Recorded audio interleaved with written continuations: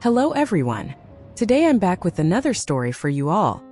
A story about a girl named Tu Sam. I hope you enjoy the video. Ever since her adoptive mother kicked her out, Tu Sam felt as though she had fallen into a bottomless abyss. No place to stay, no money, no one to rely on. She wandered from street corners to empty market stalls, asking to rest under someone's porch only to be shooed away. In the end, she spread out a few old sacks she had picked up from the dump and lay down under a tree in a deserted corner of the park. The nights were so cold that every joint in her fingers went numb. Dust, morning dew, and the claws of hunger tore at her body until she felt faint. Every time she closed her eyes, she silently wished she could just sleep forever to escape the suffering, but morning always came. This morning, her stomach cramped painfully from hunger. Tu Sam tried to stand up to look for some water. She managed only a few steps before her vision darkened. Her legs went weak and she collapsed. The noise startled a middle-aged woman selling vegetables at the alley entrance, who rushed over immediately. The woman bent down, lifting her up in alarm. "What's wrong, child? Oh dear, you're so pale." Tu Sam tried to move her lips but no sound came out. The woman gently shook her shoulder. "Are you hungry? Have you eaten anything these past days?" Hearing that, Tu Sam bit her lip. Tears streamed down uncontrollably. It took a long moment before she could whisper, It's been 3 days. I haven't eaten anything." The woman gasped. "Good heavens. No wonder you can't even stand. Come, follow me home." Slowly, step by step, she supported Tu Sam and brought her to a small house at the end of the alley. As soon as they entered, she poured a glass of water and handed it to her. "Drink, dear." With trembling hands, Tu Sam accepted it, sipping carefully as if afraid to spill a drop. Then the woman handed her a warm loaf of bread. "Eat. Get your strength back. You're all skin and bones." Tu Sam ate while trying to suppress her sobs. It was only bread and water, yet for someone who had been starving, it was the greatest blessing. After finishing, she hesitated before speaking. "Ma'am, do you know anywhere that's hiring? I can do anything. I just need a place where I can earn a little. And maybe somewhere to sleep. Even just a corner." The woman looked at her for a long moment, her eyes full of pity. She sighed. "Oh child, how can life push you this far? All right. When you're done eating, come with me to the backyard. I have a small vegetable garden and need someone to help pull weeds and water the plants." She placed a gentle hand on Tu Sam's shoulder. "I can't promise much pay, but at least, you won't have to sleep on the streets anymore." Hearing that, Tu Sam's throat tightened. She bowed deeply. "Thank you. Thank you so much." For the first time in days filled with fear and despair, she felt a sliver of warmth, not from the sun, but from the kindness of a stranger. After receiving instructions, Tu Sam immediately began working, not daring to rest. Early in the morning, with dew still clinging to the leaves, she bent low to pull out weeds, loosen the soil, water the plants, gather fallen leaves, and scrub old pots. Her small hands quickly turned red. Her fingertips stung from blisters, but she continued without complaint. Whenever she looked up and saw the woman watching nearby, Tu Sam lowered her head and worked even faster, desperate to prove she was neither lazy nor taking advantage. Deep inside, she still carried the fear of being thrown out, just as her adoptive mother had once done so cruelly. The sun climbed higher, the heat grew harsher. Sweat trickled down her neck and back, soaking her thin shirt. The woman brought her water several times, urging her to rest, but Tu Sam only drank a few hurried sips before returning to work. "Rest for a bit, dear. You'll collapse like this," the woman said softly, worried. Tu Sam shook her head, her voice barely audible. "I'm okay. I can do it." The woman looked at the frail yet steadfast girl and felt a deep ache in her heart. But since this was only her first day, she didn't dare say too much or make promises. The day wasn't even over yet. If she worked well, the woman would consider paying her extra and letting her continue the next days. By late afternoon, Tu Sam was still diligently tending to the last pots, her arms trembling from exhaustion, too afraid to stop before finishing everything assigned. Meanwhile, at the police headquarters, Officer Lee had just returned to duty after weeks of treatment. The ambush in the forest had been brutal. His team was injured, and he had barely survived. If it weren't for the mysterious girl who bandaged him, helped him walk through the freezing woods, he would never have made it out alive. But ironically, he had no idea that girl was Tu Sam. When he woke up, the person beside him wasn't her, but bitch, Tu Sam's younger sister. Taking advantage of the moment when Tu Sam went to get water and Lee was still dazed, bitch immediately told the rescue team that she was the one who found him, who went to call for help. She even made up details to make her lie more convincing. In the chaos, no one questioned it. The final report clearly stated, Officer Lee was rescued by a girl named Bitch. The whole unit praised her. His superiors recommended commendation. Newspapers reported it widely. And Tu Sam. Not a single word was mentioned. Her effort and bravery were trampled and stolen without mercy. During an internal briefing, Lee said sternly, "We're reopening the ambush case. I won't let those criminals roam free for another day." A colleague teased, "So soon? Shouldn't you thank your savior first?" Lee replied quietly, "I know. I haven't met Bitch yet to thank her." He still believed Bitch was his rescuer, while the person who truly saved his life was working tirelessly in a small garden for a few coins. That night, as Lee reviewed the short camera footage, he vaguely remembered the sad eyes of the girl who helped him through the darkness. He didn't know those eyes belonged to Tu Sam, who at that very moment was finishing her chores just a few streets away. Fate seemed determined to mock them. The person he planned to thank was the one who stole the credit, while the girl he owed his life to remained alone, struggling to survive in a world that had shown her nothing but cruelty. After a long, exhausting day working in the garden, Tu Sam could barely stand. The kind woman handed her a few small bills and spoke gently, "I can only pay this much. Please bear with me, dear." Tu Sam bowed her head repeatedly, as if simply being paid at all was already a blessing. She used the little money to buy a small loaf of bread and a bottle of water. Sitting on the steps of a shop, she ate tiny bites as though afraid the food would run out. Her stomach was so empty that every chew made her eyes sting with tears. Even so, today was still better than all the days before. At least she had a job now and someone had treated her kindly. While Tu Sam struggled to survive day by day, Officer Lee had something entirely different in mind. Believing that Bitch was the one who saved him from death in the forest, Lee bought some pastries and a few drinks to bring over and thank her family. To him, even though the gifts were small, they were given with genuine gratitude. He stepped into the house with a gentle smile, handing over the bag of pastries and an envelope of thanks to Bitch. Right at that moment, the eyes of both Bitch and her mother lit up as though they had just struck gold. Bitch pretended to be modest, but her hands shot out quickly to grab the envelope, murmuring, "Oh my, Officer Lee, you're too polite. I only helped a tiny bit." It was nothing really, but inside she was thrilled, smug and triumphant.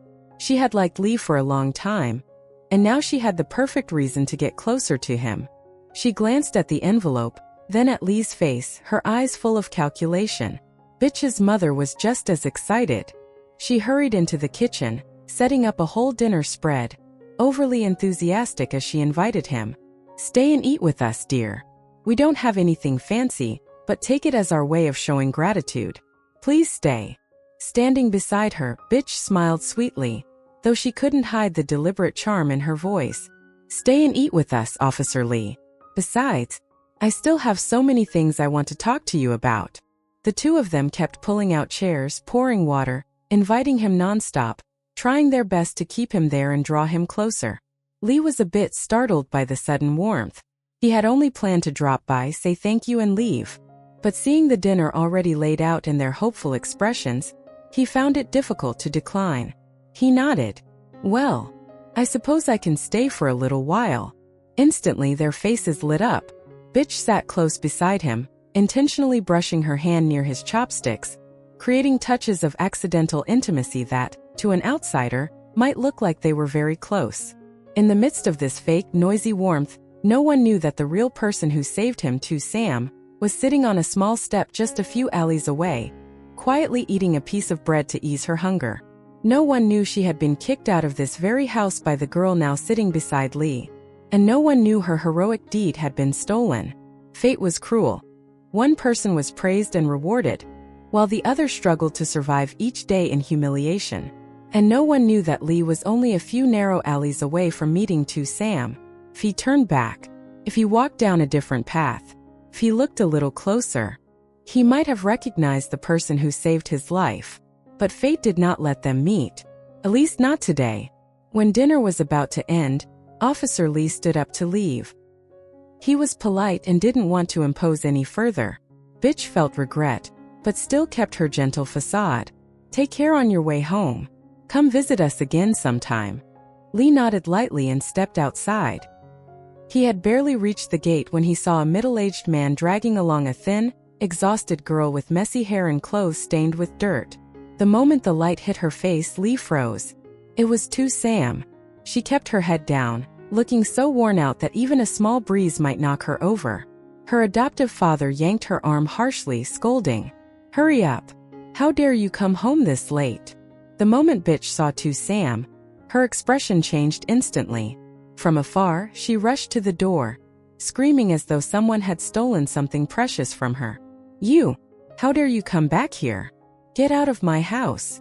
Before Sam could react, Bitch shoved her hard, sending her falling onto the ground. Her adoptive mother also came rushing out, shouting, "Useless thing! I told you to get out of my house already." The insults hit her like knives cutting into her skin. Sam sat there clutching her throbbing arm, too scared to look up, too scared to cry.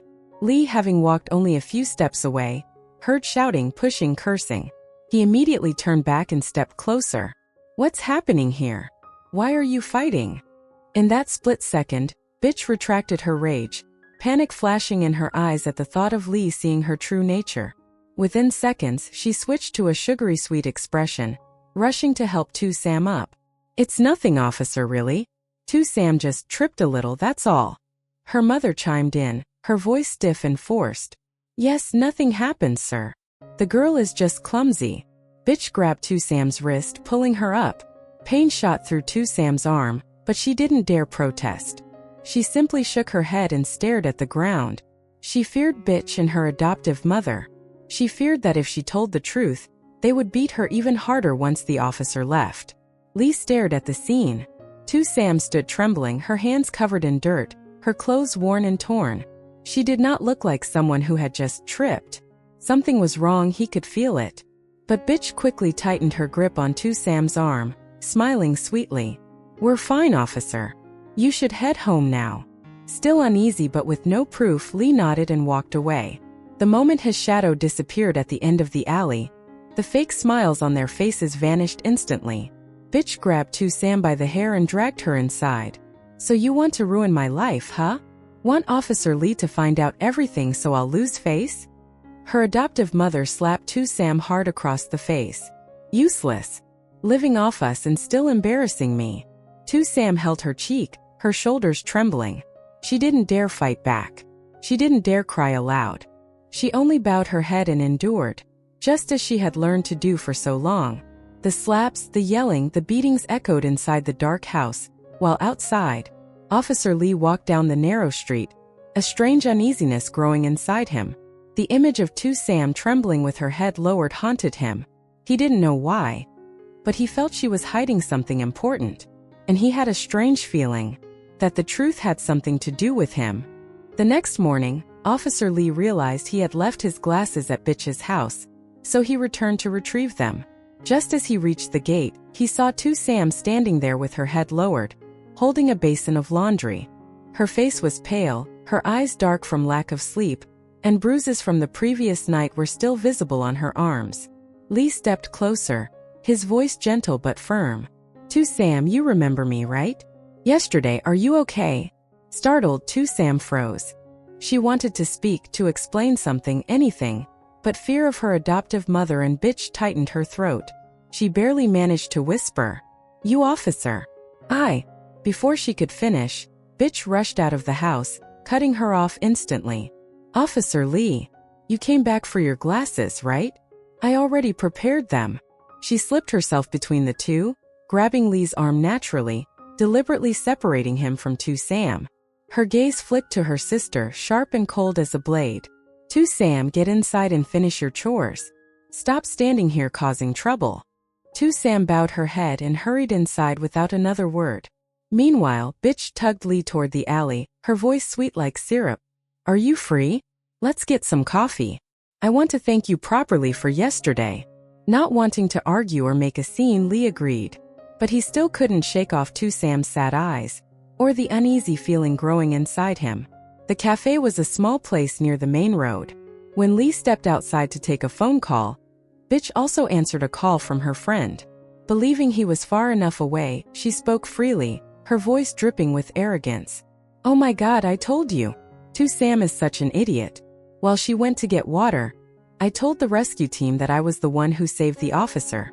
And just like that, I got all the credit. Her friend laughed loudly. Nice. And that officer is handsome, right? Bitch smirked proudly. Of course. I had to act fast. If Sam knew, she'd steal the spotlight. But now she's nothing but a servant in my house. Once I win over Officer Lee, everything will fall into place. Her friend asked. And what about last night? Beating her and all? Bitch scoffed coldly. No big deal. I just need to act a little and he believes me instantly. He's too soft. And the most important part, no one knows Sam was actually the one who saved him. Just outside the door, Lee stood frozen. Every word stabbed straight into his chest. Sam wasn't troublesome. She wasn't rebellious. She wasn't useless. She was the one who saved his life in the forest. And Bitch was nothing but a liar, a thief of credit, a heartless deceiver. Lee walked back into the cafe, his expression turning icy. Without a word, he placed money on the table and turned to leave. Bitch stared in confusion. Officer Lee, you haven't finished your drink. Why are you mad? He didn't turn back. His voice was low, cold enough to cut. I don't like being lied to. Then he walked away. Meanwhile, back at home, Sam continued her daily grind. Wanting to earn a little extra for food, she had taken on another job at a nearby wood workshop. The work was heavy, dusty, but she had no other choice. Every day she worked for her adoptive mother, and Bitch like an unpaid servant. That afternoon, Officer Lee returned to their house to find Sam. But when he asked, the adoptive mother replied coldly. She's gone to work. There's nothing going on here. Don't concern yourself too much. Bitch added with fake gentleness. Don't worry. Sam. She tends to say nonsense sometimes. But their forced expressions only deepened Lee's suspicion. He left immediately, searching through local workshops in hopes of finding her. But Sam had already left for her afternoon shift, and he missed her. Back at home, her adoptive mother and Bitch sat together, plotting with calculating eyes. Mom, I'm scared Officer Lee might find out the truth. We need to kick Sam out for good. Her mother nodded decisively. That's right. If that girl says even one word, everything we've done will fall apart. The sooner we make her leave, the better. And you, focus on winning over that officer. Bitch smirked. Leave it to me. I'll make Officer Lee trust me completely. But what she didn't know was that it was already too late. Officer Lee knew the truth, and he was searching for Sam. Not because he owed her a life, but because deep inside him, something had begun to stir. Something he himself had never fully understood. That afternoon, after finishing her shift at the wood workshop, Sam quietly walked along the village path, clutching her small cloth bag tightly. She was exhausted, yet she still hurried her steps, hoping not to run into anyone she knew. But the moment she turned into the narrow path leading home, she froze. Right in front of her stood the man she feared most, the troublemaker from the wood workshop who had yelled at her and nearly hit her due to a misunderstanding. He was talking to Officer Lee. Sam went numb. Her heart pounded so violently it felt like it might burst out of her chest. Did he tell the officer something so I'll get arrested? Or did they find out I was in the forest with Officer Lee? Her mind filled with terror. After days of threats, shouting, being chased and beaten, being insulted without mercy, just seeing a familiar silhouette was enough to make her believe something terrible was about to happen again. Without a moment's hesitation, she turned around and ran. But footsteps followed behind her, making her panic even more. Wait. Sam. Don't run. Lee's voice echoed. She ran faster. Across an empty dirt patch, over a bumpy road, and then straight into the vast field covered in golden grass. Don't run. I only want to talk. Tu Sam couldn't believe him. She only knew how to run until her legs gave out. Lee chased right behind her.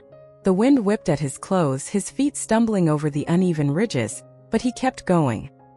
He feared that if she disappeared again, he might never uncover the truth. Just as he was about to catch up, Tu Sam tripped over a mound of dirt and fell forward. Lee lunged to catch her but slipped as well. They both tumbled several times on the soft grass. Time paused. Lee's face accidentally brushed against her cheek. His breath warmed her skin. Tu Sam's eyes widened, startled. Her cheeks flushed hot, her heart pounding. Lee also froze for a moment. Then he quickly pushed himself up, leaning over her with worry. "Are you hurt?" Tu Sam immediately rolled away, scrambled up and ran a few more steps, until her legs nearly gave out. She stopped in the middle of the field, gasping, chest aching, shoulders trembling from exhaustion. The late afternoon light cast a dull grayish color over her tangled hair. Lee arrived moments later, completely out of breath. He stopped a few steps behind her, careful not to come too close and frighten her again. His voice lowered. "Tu Sam, please don't run anymore. I just want to ask about the night in the forest." She didn't reply. Her hands trembled, tightly clenched. She kept her head down, unable to look at him. Sweat dripped down her forehead, sticking her dusty hair to her face. A gust of wind lifted her torn sleeve, revealing fresh bruises along her arm. Lee's eyes widened slightly, then darkened with concern. But he kept his voice calm. "I heard part of the story, but I want to be sure. I want to know if you were the one who saved me that night." His words made her stiffen. She turned away as if wanting to hide in the fading light. "I don't want trouble," she whispered, barely audible. "I only want to understand what happened," Lee said softly. After a long silence, Tu Sam finally spoke. Her voice trembled, thin and fragmented. "That day, I was gathering firewood. It was so cold, the fog was so thick I could barely see." She raised her head, her tired eyes steady but without warmth. "I heard a sound, someone breathing weakly. I was scared, but I went to look." She pointed toward the distant edge of the forest. "I found you lying there.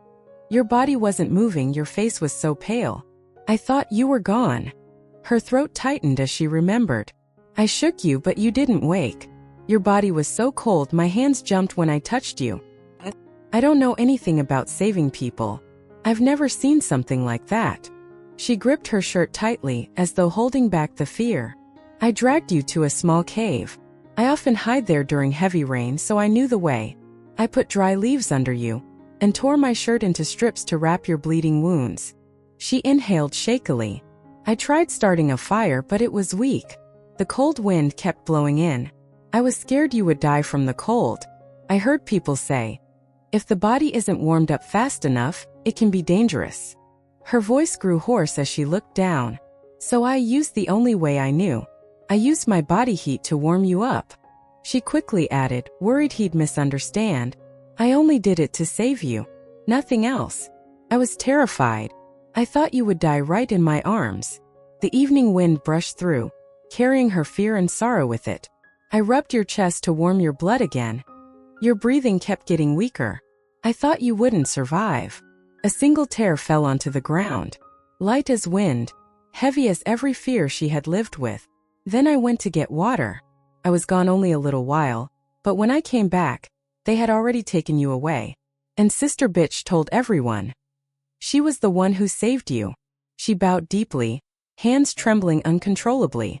"I didn't dare say anything. My adoptive mother and sister beat me, kicked me out. I was scared. I didn't want to be beaten again." Lee remained silent in the fading light. No comforting gestures, no emotional closeness. Just a man standing still, listening to the truth from the person who had saved his life, and realizing he had been deceived. "Tu Sam," he said quietly, voice firm yet gentle. "Thank you for saving me. I owe you my life." His words weren't flowery, weren't tender. They were simply the truth between two strangers. Tu Sam lowered her head, saying nothing.